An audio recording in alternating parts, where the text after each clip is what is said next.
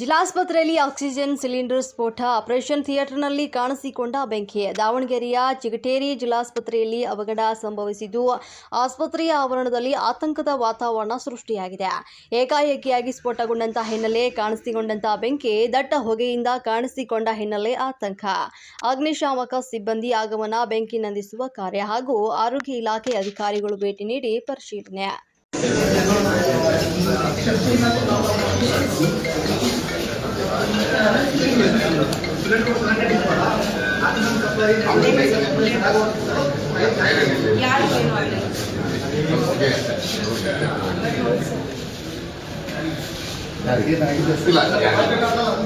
ಒಬ್ರು ಯಾರೋ ಇದರ ಚೆಕ್ ಮಾಡಿದಾಗ ಅವರು ಸಪರೇಟ್ ಬಂದಿದ್ರು, ಯಾರಿಗೇನಾಗಿಲ್ಲ.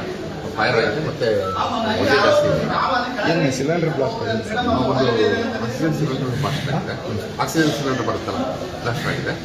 ಮತ್ತೆ ಅದೆಲ್ಲ ಇದಾಗಿದೆ, ಹೋಗಿದೆ. ಮತ್ತೆ ಮಿಷಿನ್ ಹೋಗಿದೆ ಅಲ್ಲಿಂದ. ಮತ್ತೆ ಫೈರ್ ಆಗಿ ಎಲ್ಲ ಶಾರ್ಟ್ ಸರ್ಕ್ಯೂಟ್ ಆಗಿ ಎಲ್ಲ ಕಡೆಗೆ ಈಗ ಆಲ್ಮೋಸ್ಟ್ ಎಲ್ಲ 99% ಎಲ್ಲ ಬೈ ಕ್ಲಾಸ್ ಇದ್ದು ಹೊಗೆ ಮಾತ್ರ ಇದೆ.